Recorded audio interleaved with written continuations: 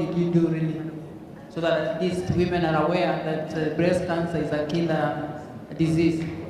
The other thing I've not heard, because in Africa all of us know that there's a lot of really corruption. When we do something, there's really a lot of corruption.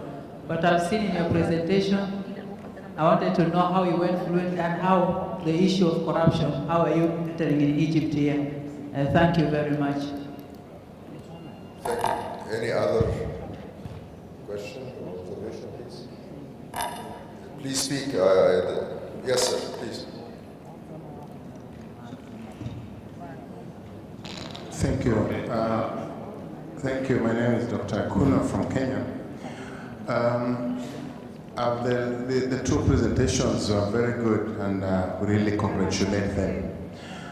On the review mechanism, I was only wondering how independent or how objective the results of this kind of survey will be, in view of the fact that although we were not shown the instruments, but we are realizing there is no external input.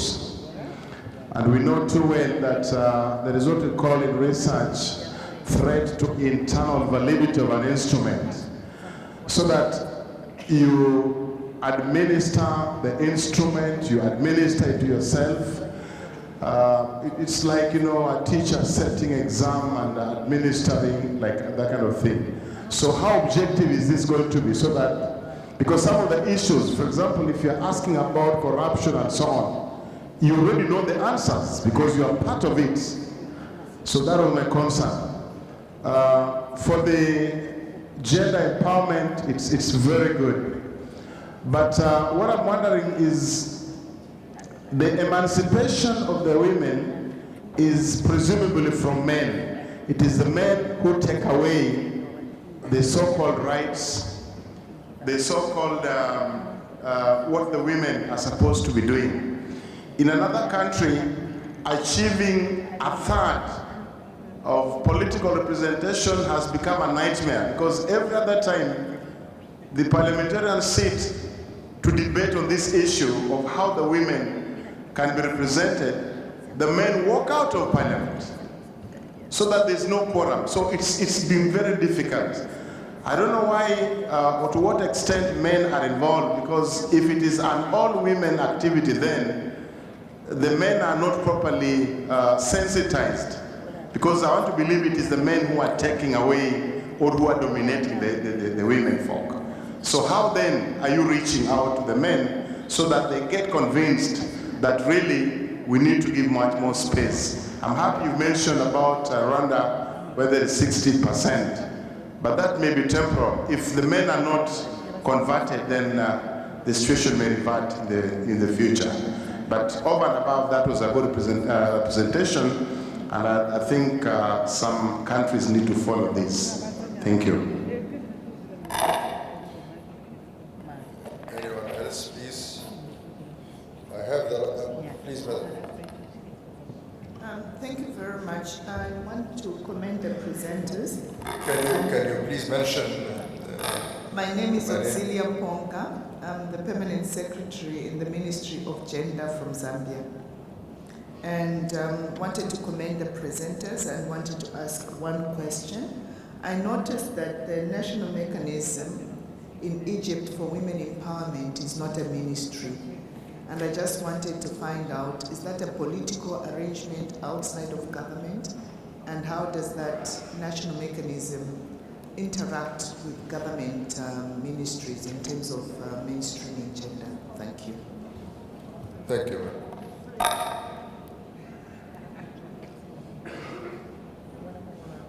Is there any other observation? Can I, Mr. Mona, Dr. Shrifa, we had several issues raised. What are the challenges facing the women empowerment, the corruption issue, and then how can we reach out to men to convince them to work with women in the area of political engagement? This is my collection of the questions. So can you start, Mona, or Dr. Sharifa? Okay, the question on corruption, we have the National Anti-Corruption Strategy for 2019 to 2022. And previously we had a strategy, the National Anti-Corruption Strategy for 2014-2018. This is one of the mechanisms and strategies there. We have ordered the monitoring on the process and implementation of the strategy itself in cooperation with several government institutions. We also, one of the mechanisms that we're using now, and the government is working extremely hard in, and we have with us engineer Ghada Labib, which she could talk to us also about the digitization of public service delivery.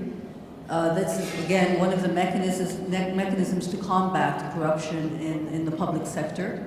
We also have the Code of Ethics and Conduct for 2019-2022, also coinciding or aligning with the strategy itself, the anti-corruption strategy. The code is also a mechanism for anti-corruption, or works as an anti-corruption mechanism, giving an idea of there's several points talked about in the Code of Ethics. I think one of our colleagues, I think some of you have the Code of Ethics with you. We have the Code of Ethics in both English and Arabic now. It was launched last month. It talks about several issues regarding corruption, conflict of interest, bribery of public servants, how public servants should use social media, sexual harassment in the workplace. So we covered several topics related to also gender equality in the workplace. So I think the Code of Ethics or Code of Conduct in your hands right now is a comprehensive document and a document that we use as one of the measures to combat corruption in the public sector. We have several committees regarding, also interministerial committees regarding anti-corruption committees in cross-cutting the 33 ministries. We also have an interministerial committee headed by His Excellency Khaled Shama in the Ministry of Planning. This committee was focused on where Egypt stands in the governance indicators and what the recommendations are to move on bettering where Egypt stands in the governance indicators itself. So there's a lot going on combating corruption in the public sector. It's top priority on the government agenda. It's been talked about in several meetings, the importance of good governance practices. And I think talking to you today or presenting the peer review through our baseline review is again one of the indicators that we are moving on the right track for good governance practices. Thank you very much.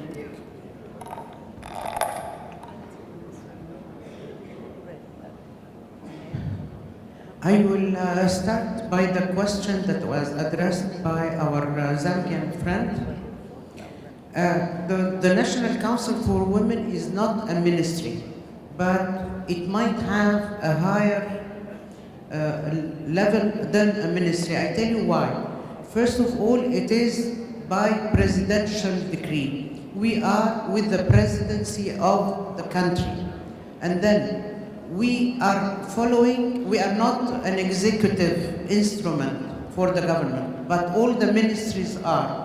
And through our work, we follow up with all ministries the programs that are done for the promotion of women's rights and the empowerment and all of the other things. So we are working with all the ministries, and we are a part of the presidency of the country. So it gives more power and it helps a lot. There are two questions here, I think, that complement each other. From South Sudan, you said that we didn't talk about the challenges. I'm sure everyone knows the challenges are really huge. But for women, we have so many challenges. Our friend from Kenya talked about one of them, the support of men to the women. In the National Council for Women, we had an initiative that was called Because I Am a Man. This initiative was addressed to all men. And it says, because I am a man, I am supporting the woman. This is very important. We are also part of the UN initiative, which is He for She. In our awareness campaigns, we talk to men, as you saw in the percentage of men that was there for the FGM, because there is always a father who is responsible about this crime with the mother. So, yes, we need the support of the men, but also I would like to draw your attention that this masculine mentality, the woman has a part in it, because I'm raising my child and I have to explain to him the equality in gender. Unless I do this for my child, when he grow up, he will be this kind of man that would not support the women.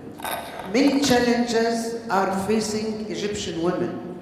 Education is one of them, health is one of them. As we said, the mentality and the way the society is thinking about many things. We are trying to find solutions for all of this, for education, for health. You mentioned the issue of the breast cancer, and this is done through awareness. We go to the ladies in the villages with specialized doctors, and we explain to them how to detect the breast cancer and what to do when it happens. And we go to the hospitals and we agree with them for free screening of the breast cancer. And there are so many ways.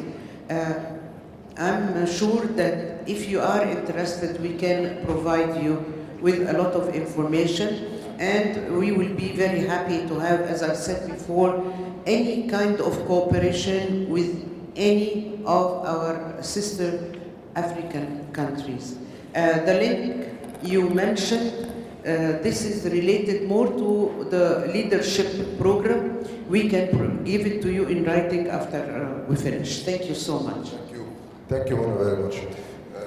I want just to thank the delegates and the participants, distinguished delegates and participants, and I want you to join me again in applauding the two very prominent speakers. Thank you. We are moving now to the session after this.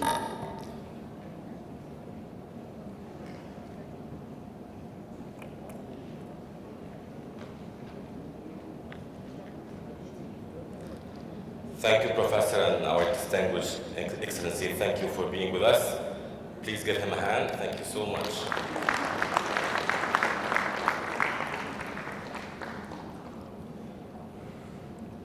And now, as we're heading to the closing ceremony, please let me welcome you Dr. Matoya Bosika, the presentation and discussion of the conference communique, the chief rapporteur. Dr. Matoya.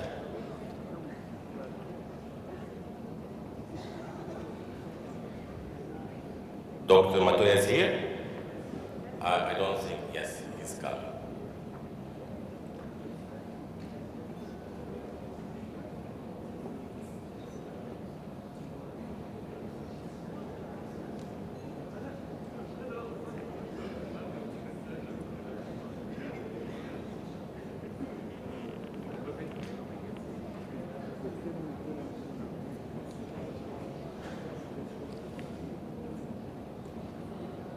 Dr. Matoya will give us a presentation and a discussion of the conference communique.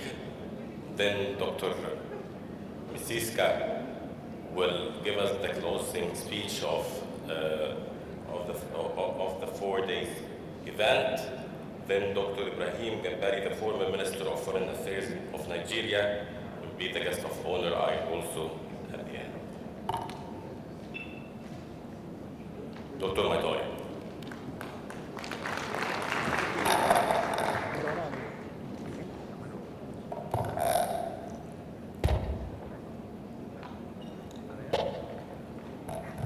Distinguished guests, honorable ministers present,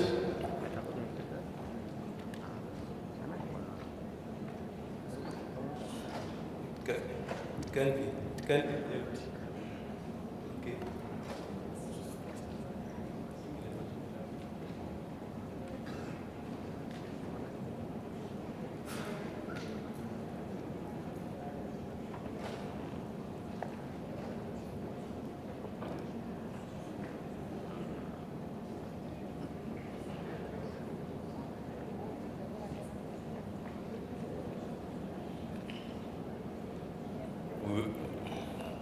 We will resume very shortly, just we have a technical issue. We're gonna solve it shortly, but we have to announce again that you have still the rest of the day. You're gonna go to the pyramids after a short while, and we hope that you enjoyed, you stay in Egypt. Once again,